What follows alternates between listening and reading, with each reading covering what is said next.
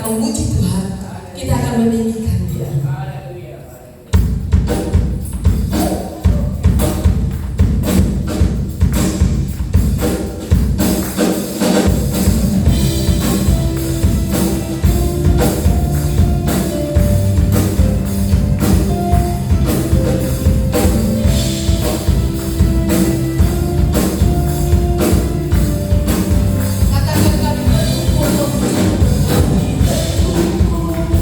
Memuji-Mu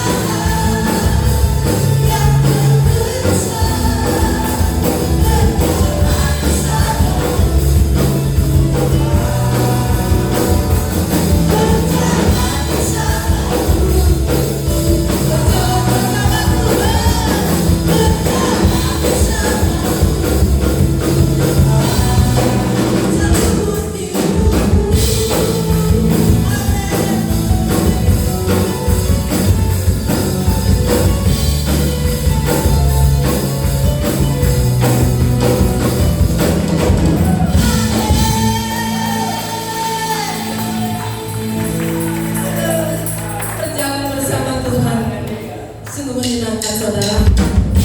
Jika kita tak pernah mengurangi kesetiaan Allah, jangan pernah ragukan kesetiaan Allah dalam hidupmu.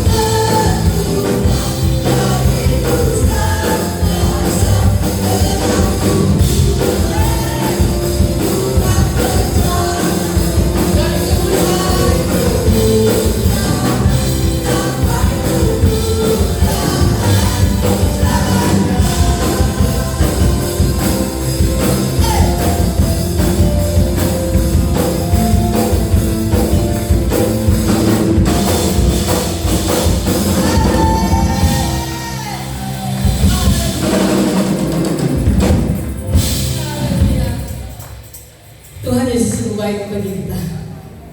Sebelum kita mendengarkan kebenaran firman Tuhan, kita nyatakan pengakuan iman rasuli. Pengakuan iman rasuli.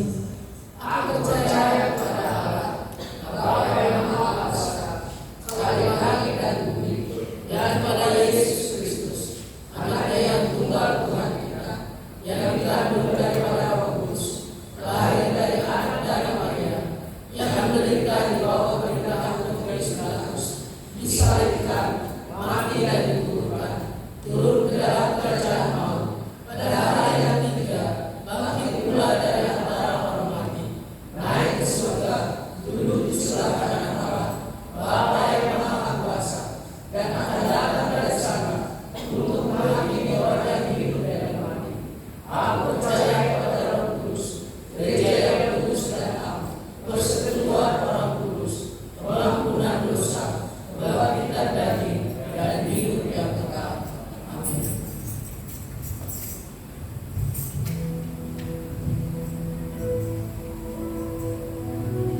Jalan Tuhan tak pernah terselam saudara. Tapi rencana Tuhan pasti yang terindah Dia berikan bagi kita.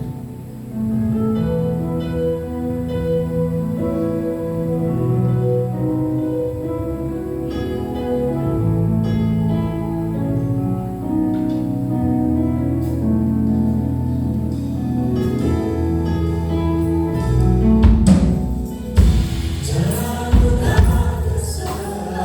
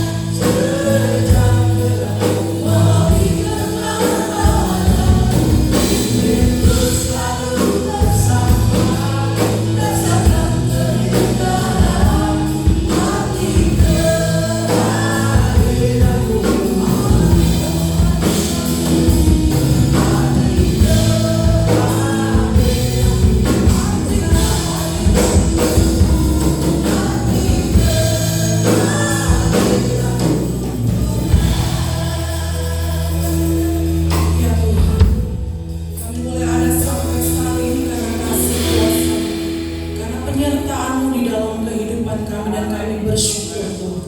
Dan saat ini tiba kami untuk duduk diam di kaki-Mu. Kami mendengarkan firman-Mu, kami mau menikmati hadirat-Mu Bapa. Terima kasih Tuhan, berbicara Engkau di tengah-tengah kami. Dalam nama Yesus kami berdoa dan bersyukur. Haleluya. Amin. Tuhan Yesus memberkati. Silakan duduk. Shalom. Sekali lagi saya sapa kita semua. Shalom. Puji Tuhan. Pagi hari yang sejuk tapi tidak membuat kita untuk mundur datang kepada Tuhan. Amin. Ya, itulah karena arti kehadiran Tuhan sangat berharga dalam kehidupan kita. Puji Tuhan, kalau pada hari ini Tuhan berikan kesempatan untuk kita menikmati firman-Nya, merenungkan penyertaan Tuhan di dalam hidup seperti yang ada di Warta Jemaat yang menjadi tema bagi kita pada hari ini. Merenungkan berarti kita boleh mengingat kembali setiap kebaikan-kebaikan Tuhan yang boleh ada di dalam kehidupan kita sampai kita boleh ada saat ini.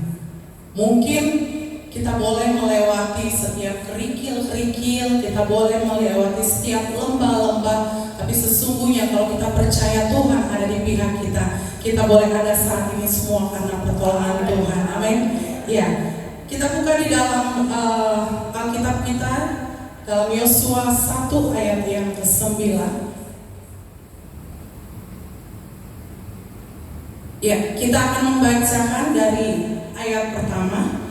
Yosua 1 ayat pertama sampai ayat yang ke-9. Di sana firman Tuhan berjudul perintah Tuhan kepada Yosua untuk merebut tanah Kanaan. Saya membaca ayat yang ganjil, saudara sekalian baca ayat yang genap. Yang sudah dapat katakan haleluya. Puji Tuhan. Demikian firman Tuhan. Sesudah Musa hamba Tuhan itu mati, berfirmanlah Tuhan kepada Yosua bin Nun, abdi Musa itu demikian.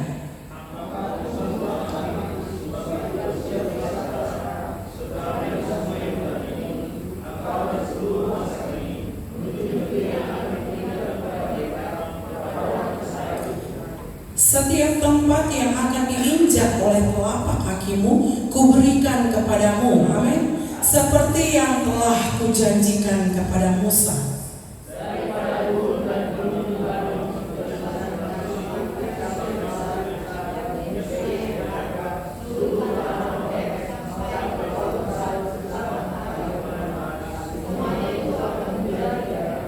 Seorang pun tidak akan dapat bertahan menghadapi engkau seumur hidupmu, seperti aku menyertai Musa. Demikianlah aku akan menyertai engkau. Aku tidak akan membiarkan engkau dan tidak akan meninggalkan engkau.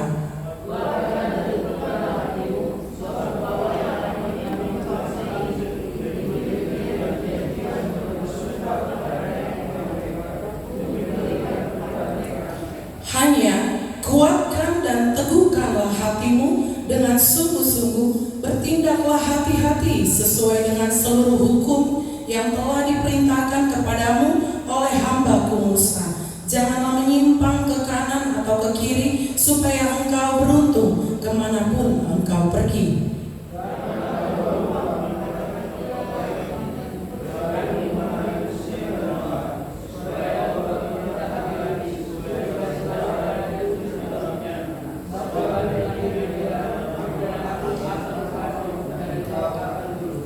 Ayat 9 kita baca bersama-sama, 2, 3. Bukankah telah kuperintahkan kepadamu, kuatkan dan teguhkanlah hatimu, janganlah kecut dan tawar hati, sebab Tuhan Allahmu menyertai engkau kemanapun engkau pergi.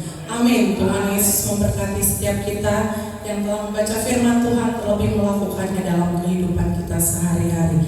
Kalau kita tahu banyak berita yang menceritakan tentang keadaan 2023, banyak ini itu gitu ya, banyak isu yang akan terjadi gitu. Bahkan di akhir dari bulan Januari ini saja sudah ada yang namanya virus baru katanya. Nah, tetapi itu bukan menjadi bagian kita. Amin.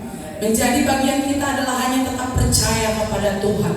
Mau itu ada gelombang di kanan, gelombang di kiri gitu ya, seperti Kak Jill gitu ya yang jual horden 10 gelombang kanan, 10 gelombang kiri gitu. Nah, banyak gelombang-gelombang yang akan kita lalui, banyak segala hal yang kita lalui. Tetapi setiap kita yang percaya kepada Tuhan, kita harus tahu bahwa segala kehidupan kita dijamin oleh Tuhan. Amin. Nah, kalau kita boleh melihat di sini seorang tokoh bernama Yosua, dia boleh menggantikan Musa untuk melanjutkan apa yang menjadi Allah inginkan bagi bangsa Israel. Ketika bangsa Israel keluar dari tanah Mesir dibawa oleh Musa, ternyata karena kedegilan hati setiap bangsa Israel membuat mereka lama sampai ke kota Kanaan, dan sehingga pemimpinan itu digantikan oleh Yosua. Nah, ketika kita mendapatkan sesuatu perintah, ketika kita mendapatkan sesuatu hal, mungkin kita mengatakan dalam hati kita, mampu gak ya saya? Dapat gak ya saya lakukan? Nah, tetapi sesungguhnya di dalam Alkitab ini memberikan suatu pengarahan yang jelas melalui Yosua. Berapa kali kita boleh baca dari ayat 1 sampai ayat yang 9, di situ dikatakan, kuatkan dan teguhkanlah hatimu. Nah, berarti jangan kita memakai segala sesuatu dengan kepikiran kita. Bisa gak ya saya? Mampu gak ya saya? Tetapi firman Tuhan katakan, ketika Tuhan sudah menyatakan itu kepada kita, maka Tuhan memampukan kita. Slide berikutnya, di sana dikatakan bahwa suatu kalimat menyatakan menyertai, ya, menyertai kamu kemanapun kamu pergi. Berarti Tuhan tidak pernah tinggal diam. Tuhan selalu ada pada kita. Walaupun mungkin kita tidak melihat seperti kita berjalan dengan pasangan kita, seperti kita berjalan dengan orang tua kita gitu ya. Tapi Roh Kudusnya yang manis, Roh Kudusnya yang baik itu tetap menyertai dan memberkati kehidupan kita. Sehingga kalau Tuhan katakan melayani di sana, Tuhan katakan kerjakan di sana, lakukan dengan tanpa berbantah-bantahan, karena Tuhan menjadi penolong dalam kehidupan kita. Dan itu pun terjadi ketika Tuhan Yesus naik ke surga. Tuhan Yesus menyampaikan suatu perintah kepada murid-muridnya. Di sana dikatakan, kita boleh baca sama-sama dalam Matius ke-28.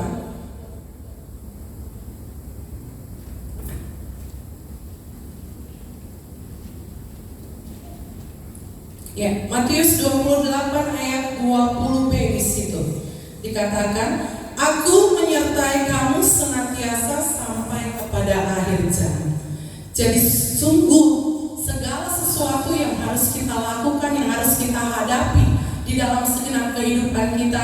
Tuhan, bagaimana besok? Tuhan, saya baru di PHK. Tuhan, saya baru mendapat pekerjaan baru, tetapi sepertinya tidak lama. Ingat, hanya kita melakukan dan berjalan bersama dengan Tuhan, maka Tuhan akan menyertai kita sampai pada kesudahannya. Ya, nah, bagaimana supaya kita dapat seharusnya mengerti, seharusnya menyadari bahwa sesungguhnya hidup kita ini ada dalam penyertaan Tuhan. Saya mau bagikan 3 poin pada hari ini kepada kita semua. Yang pertama adalah sikap diri kita sendiri. Bagaimana kita menyikapi gitu ya, bagaimana kita istilahnya apa ya, kita menghadapi semua apa yang boleh kita hadapi gitu. Di dalam Matius 28 ayat 6 di sana dikatakan bahwa ia tidak ada di sini sebab ia telah bangkit, sama seperti yang telah dikatakannya, mari lihatlah tempat ia berbaring. Nah, sesungguhnya ketika Tuhan Yesus bangkit kembali dari kuburnya gitu ya, siap menyatakan kuasa kemuliaannya, maka sesungguhnya dari murid-murid itu mereka meragukan, sesungguhnya ini Tuhan atau tidak, sesungguhnya ini juru selamat atau tidak. Mereka mengikuti Tuhan Yesus kemana mereka pergi, mereka mengikuti Tuhan Yesus melakukan apa yang Tuhan Yesus katakan, tetapi masih ada di dalam hati mereka keraguan-raguan. Nah, sehingga pada ayat yang ke-16 di situ dikatakan, dan ke-11 murid itu berangkat ke Galilea, ke bukit yang ditunjukkan Yesus kepada mereka. Nah, saat itu adalah saat dimana ketika Tuhan Yesus mau naik ke surga. Ketika kita percaya gitu ya, mungkin dari kecil sampai kita dewasa, kita selalu dibimbing, kita selalu disertai oleh kedua orang tua kita. Nah, ketika kita mau mandiri, ketika kita mau ambil keputusan untuk menikah misalnya, nah berarti kan kita sudah tidak dengan orang tua lagi. Nah, jadi bagaimana kita bisa menjalani setiap hari-hari kita, menjalani setiap kehidupan kita. Nah, kita harus dapat melakukannya dengan rasa percaya kepada Tuhan. Karena sesungguhnya orang tua tidak selamanya beserta dengan kita. Pasangan kita tidak selamanya beserta dengan kita. Oleh sebab itu, segala perkara yang Tuhan berikan di dalam kehidupan kita, kita harus mampu dapat lakukan itu karena Tuhan menyertai hidup kita. Kita juga boleh bertanggung jawab gitu ya, setiap pelayanan mungkin Tuhan berikan kepada kita, pelayanan apapun, mau doa, mau menjadi ketua menara doa, ketua mesbah keluarga, atau apapun, setiap pelayanan yang Tuhan berikan, jangan pernah kita katakan tidak, tetapi kita katakan ya. Karena ketika kita katakan ya, Tuhan Yesus menolong kepada kita dan Tuhan Yesus memampukan kita. Nah, kadang-kala kehidupan manusia itu dilakukan dengan kepintarannya sendiri gitu ya. Saya mengampuni, saya bisa lakukan ini. Tapi sesungguhnya kita harus tahu bahwa kita hidup sampai saat ini adalah pertolongan yang daripada Tuhan. Jangan pernah kita menggagahkan diri gitu ya. Jangan pernah kita menyombongkan diri, ini semua karena saya. Kalau bukan karena saya, tidak akan mungkin terjadi. Bukan karena saya, tidak akan dapat dilakukan gitu tidak. Tapi kita boleh bersyukur, kita boleh mengatakan kepada Tuhan bahwa sesungguhnya apa yang boleh kita lalui sampai pada saat ini adalah pertolongan yang daripada Tuhan. Bagaimana itu terjadi? Ya, kita boleh harus menularkan kepada orang lain gitu ya. Kita harus meneladani hidup kita yang benar-benar hidup di dalam Tuhan kepada orang lain. Jangan berdasarkan teori, tetapi sesungguhnya praktek yang sudah ada, praktek yang harus kita lakukan sehingga lewat kehidupan kita nama Tuhan dipermuliakan. Amin. Yang pertama adalah sikap dari diri kita sendiri. Bagaimana kita bisa menyikapi setiap panggilan Tuhan, penyertaan Tuhan. Kita boleh tetap merendahkan hati, kita boleh tetap bersyukur karena itu semua adalah pertolongan yang daripada Tuhan. Ya,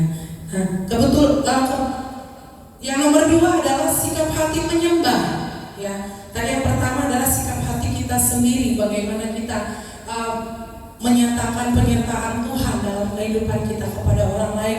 Yang kedua adalah sikap hati kita, sikap hati yang menyembah. Di dalam ayat yang ke-17 di sana dikatakan, Matius 28 ayat 17, ketika melihat dia mereka menyembahnya, tetapi beberapa orang ragu-ragu. Nah, ketika kita datang beribadah kepada Tuhan, berarti kita boleh percaya bahwa Tuhan menyertai segenap kehidupan kita. Kita tidak boleh ragu. Kalau kita ragu, maka keraguan itulah yang terjadi atas hidup kita. Kita boleh lihat ya dari gambar demikian, di mana anak-anak ketika dia boleh menyembah kepada Tuhannya, mereka menyembahnya dari hati. Jadi ketika kita datang beribadah kepada Tuhan, kita menyembah Tuhan, maka yakin gak ya Tuhan? Jalanmu tak terselami seperti tadi gitu. Tapi masa iya? Kayaknya gak mungkin deh. Jangan seperti murid-murid Tuhan Yesus, mereka mengikuti Tuhan tapi mereka masih meragukan. Tapi ketika kita datang kepada Tuhan, kita boleh memiliki sikap hati yang menyembah. Maka di sana ketika kita menyembah Tuhan, kita percaya bahwa Tuhan menyertai segenap kehidupan kita. Dalam Yohanes 4 ayat 23 sampai 24 di sana kita boleh bacakan.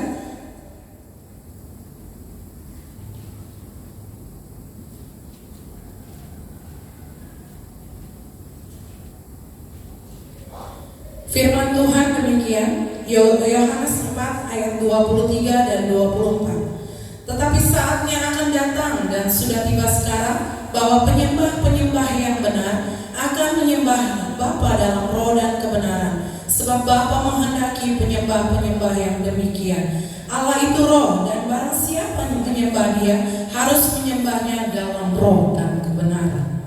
Nah, inilah yang menjadi kunci bagi setiap kita orang-orang yang percaya kepada Tuhan. Kita harus menyembah Dia dalam roh dan kebenaran.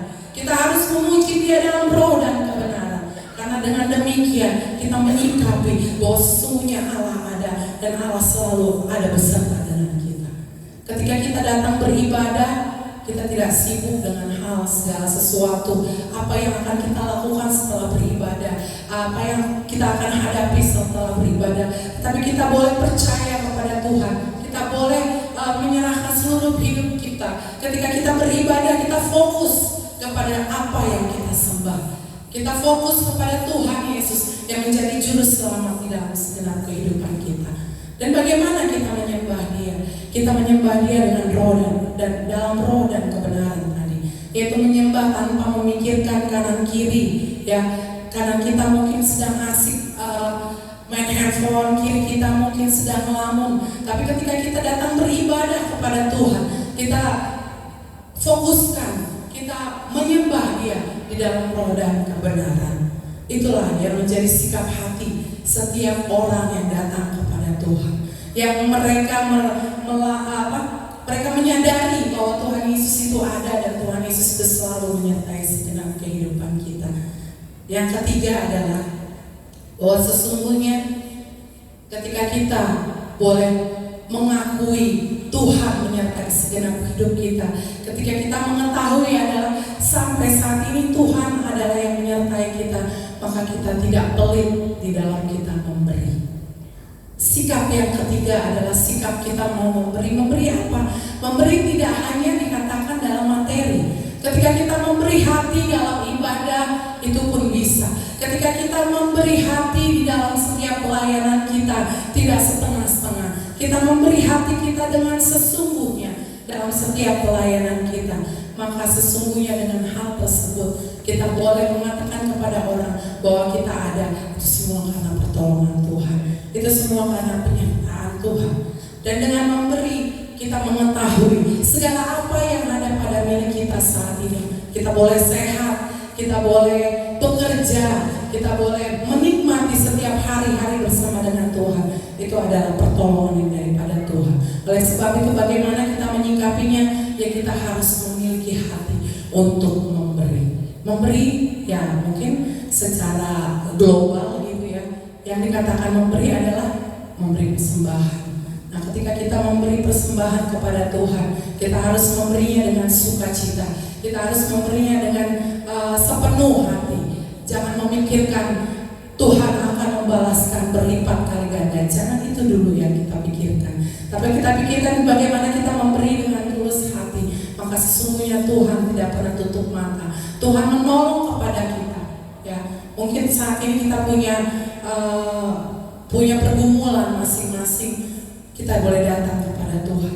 Ketika kita ikhlas, kita menyerahkan seluruh kehidupan kita, kita menyerahkan setiap hati kita dengan kita memberikan hal tersebut, maka sesungguhnya Tuhan ambil bagian dalam kehidupan kita.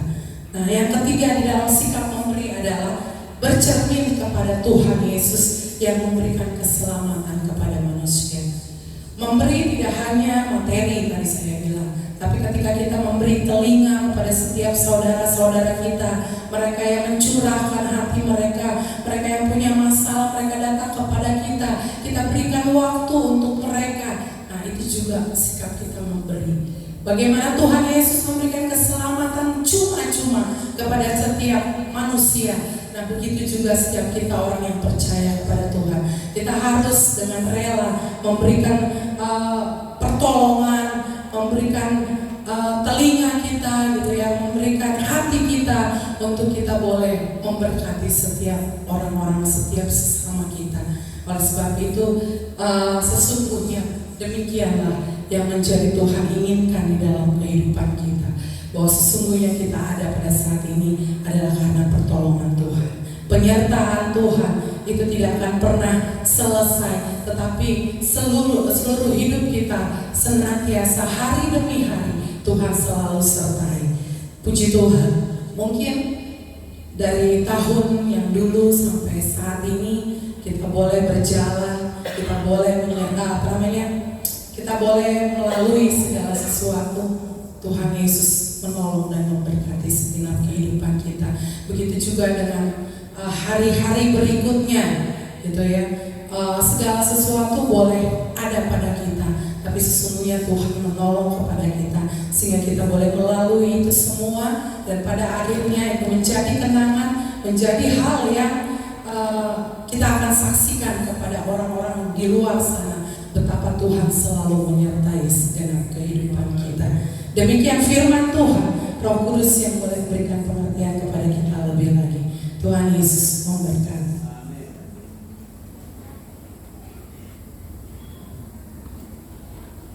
Kita akan datang kepada Tuhan. Kita bersyukur untuk setiap kebaikan Tuhan. Segala hal boleh kita lalui dengan pertolongan yang daripada Tuhan. Rencana Tuhan itu indah dalam segenap kehidupan kita. Dia tidak pernah memberikan rencana-rencana kecelakaan, tapi Dia memberikan rancangan-rancangan damai sejahtera yang memampukan kita untuk datang kepadanya, yang memampukan kita untuk senantiasa berjalan bersama dengan Dia. Terima kasih Tuhan. Jalan-Mu tak terselami oleh setiap kehidupan kami Bapa. Tapi sungguh satu hal yang menjadi tertanam di dalam hidup kami, bahwa rancangan-Mu rancangan yang sempurna, rancangan yang penuh damai. Terima kasih Tuhan.